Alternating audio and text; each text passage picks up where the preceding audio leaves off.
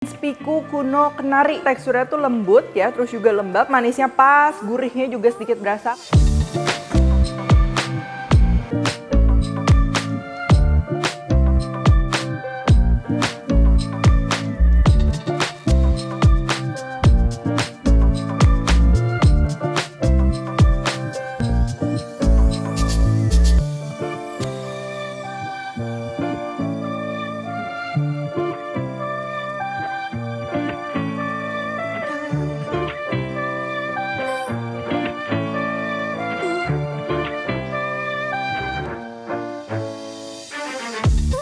Hai semua, buku keduaku sudah terbit ya. Kalian bisa dapatkan secara online atau di toko buku seluruh Indonesia. Jangan sampai kehabisan.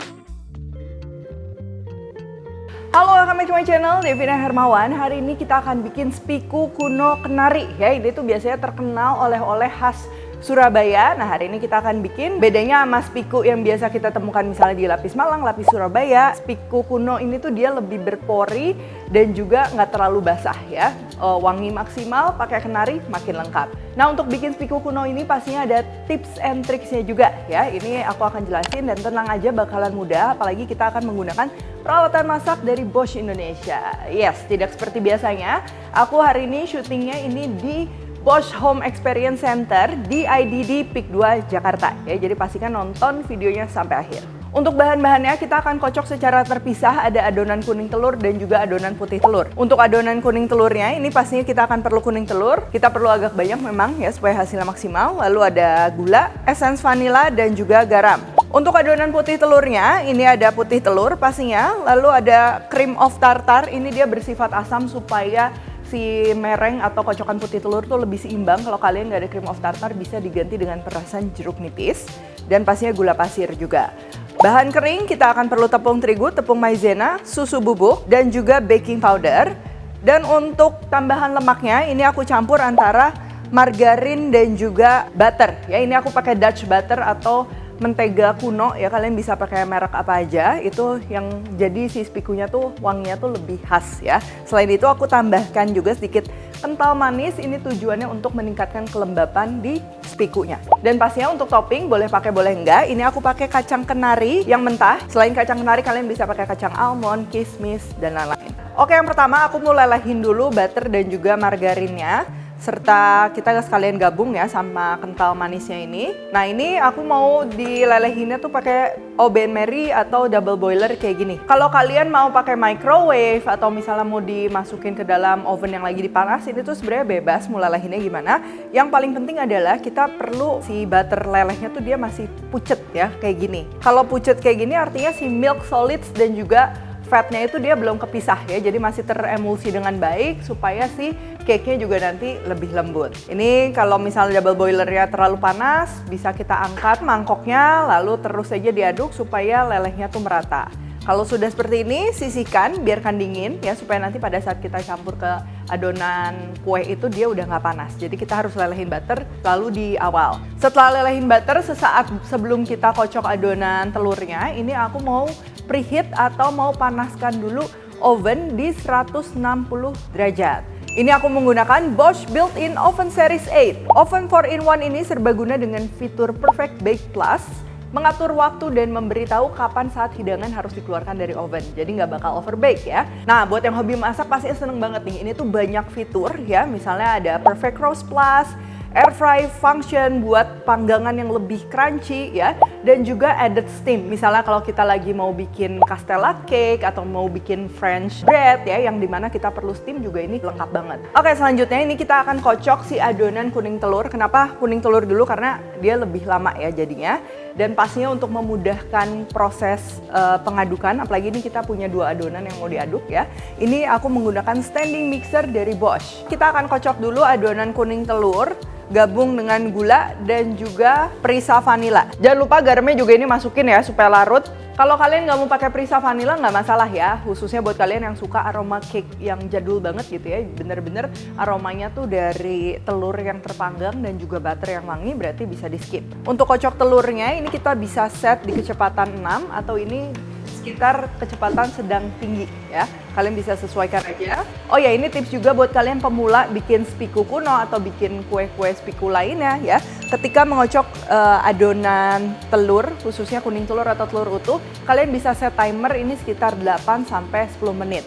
Kalau aku pakai standing mixer kayak gini, ini aku set di 8 menit karena standing mixer tuh udah pasti kecepatannya tuh stabil dan juga dia nge-cover seluruh area kayak gini ya. Ini tuh bakalan lebih cepet jadi. Nah, jadi jangan cuman patokannya misalnya udah kelihatan pucet, kadang itu tuh belum terlalu mengembang ya. Jadi aku saranin lebih baik pakai timer aja kalau misalnya mau. Kalau kalian pakai hand mixer itu bisa kadang sekitar 10 menit. Oh ya, kalau kalian punya 2 mixer ya, jadi setelah si adonan kuning telurnya itu dikocok selama 5 menit, kita bisa mulai untuk mengocok si putih telurnya. Tapi buat yang cuma punya 1 mixer jangan khawatir. Ini aku tunjukin gimana caranya hanya menggunakan 1 mixer. Nah, ini udah 8 menit ya, kalian bisa lihat si teksturnya tuh udah mengembang, fluffy, pucat, dan ketika kita jatuhkan adonannya itu benar-benar udah kokoh kayak gini. Nah, kalau udah kayak gini langsung kita akan kocok juga si putih telurnya. Untuk putih telur ini kita mulai dengan putih telur dan juga cream of tartar. Pengganti cream of tartar adalah perasan jeruk nipis ya, sama-sama asam dia akan membantu si putih telur atau merengnya ini lebih stabil. Langsung aja sama kecepatannya sama tadi ya.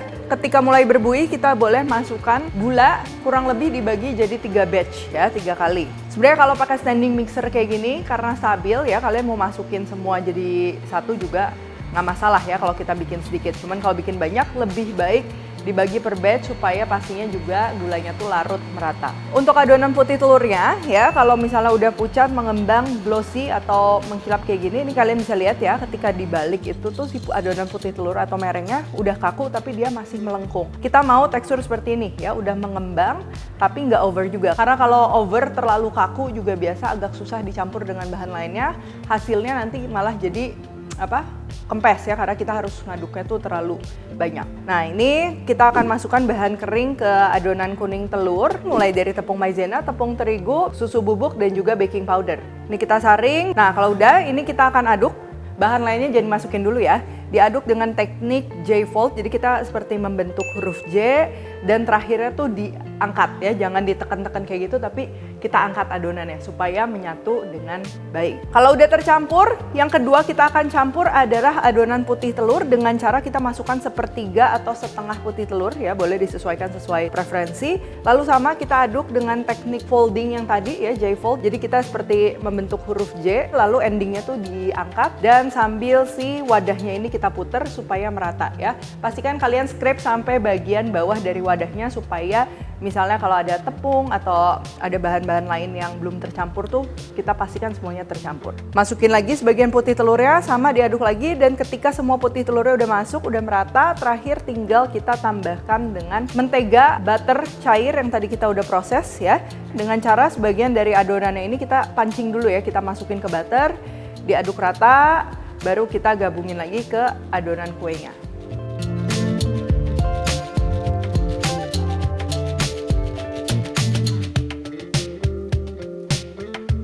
Untuk loyangnya aku pakai 20 x 20 dan aku udah siapin baking paper. Kita perlu hanya untuk bagian bawahnya aja ya, supaya nempel. Ini pakai olesan minyak. Nah, jadi samping-sampingnya aku saranin tuh nggak usah pakai baking paper supaya si cake-nya ini dia nempel ya, si kuenya tuh nempel, jadi nanti nggak ambles lagi. Langsung aja masukin adonan spikunya yang tadi kita udah bikin. Sebelum masuk oven boleh kita ketrok ya, 1-2 kali cukup, dan tinggal kita panggang aja. Nah, Bosch Built-in Oven Series 8 ini terdapat TFT Display Pro dengan desainnya elegan, mewah, dan simple. Hanya sebesar layar smartphone sehingga oven mudah dikendalikan dan inovatif. Gak cuma itu, oven Bosch ini juga bisa diatur melalui aplikasi Home Connect ya. Untuk pembersihannya juga mudah karena ada fitur cleaning assistance dan bisa juga deep cleaning secara otomatis. Kurang lebih setelah dipanggang selama 5 menit, ini bagian permukaan atasnya tuh sudah mulai sedikit ngeset ya, belum ngeset banget. Baru ini kita akan taburkan dengan kacang kenari ya. Kenapa aku nggak taburin dari awal? Karena biasa itu takutnya kacang kenarinya tuh ambles ke bawah atau enggak kuenya jadi kurang merata ya, kurang oke. Ini kita taburin aja sesuai selera, tapi jangan kebanyakan juga karena kalau kebanyakan udah pasti nanti susah ngangkat ya si kuenya. Lalu lanjut panggang masih sama di 160 derajat selama kurang lebih 30-40 menit tergantung ketebalan spiku yang kita masak.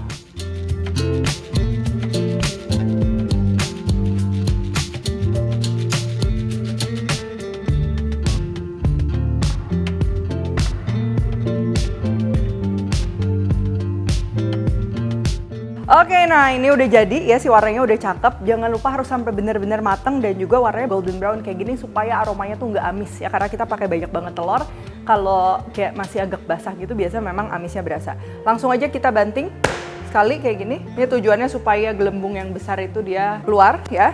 Lalu biarkan dingin 1-2 jam baru nanti kita akan keluarkan dari loyangnya.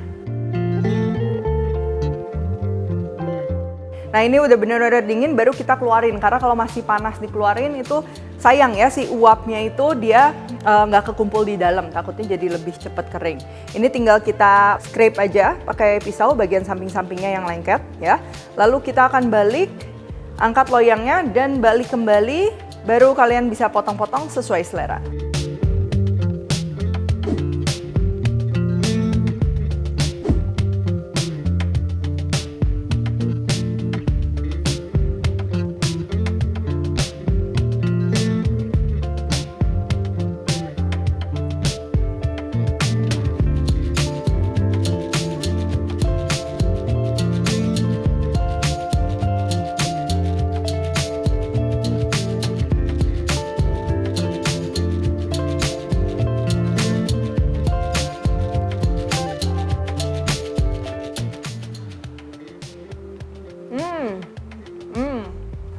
Ini tuh dia teksturnya tuh lembut ya, terus juga lembab, tapi tuh kokoh ya, tidak sebenyek kalau misalnya seperti lapis Surabaya dan lain-lain ya. Kalau untuk rasanya sendiri pastinya manisnya pas, gurihnya juga sedikit berasa karena tadi kita tambahin garam dan kita pakai sedikit margarin dan salted butter.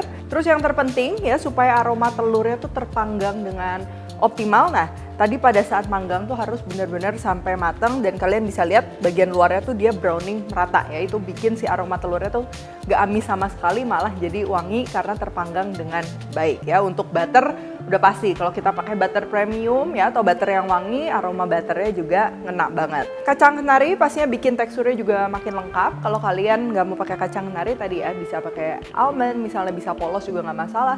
Bisa pakai parutan keju atau bahkan bisa juga pakai kismis ya. Oke, kalau gitu thank you for watching. Yuk jangan lupa cek produk Bosch lainnya, bisa dibeli melalui Tokopedia Bosch Home Official Store atau bisa langsung mengunjungi Bosch Home Experience Center ya. Nantikan juga kreasi resep aku lainnya bareng Bosch Indonesia karena bakal banyak tips and tricksnya. Kalau recoup jangan lupa tag dan temukan juga resep-resep singkat lainnya di Instagram, TikTok, dan Shorts-nya. Devina Hermawan, stay tune terus and see you in the next video.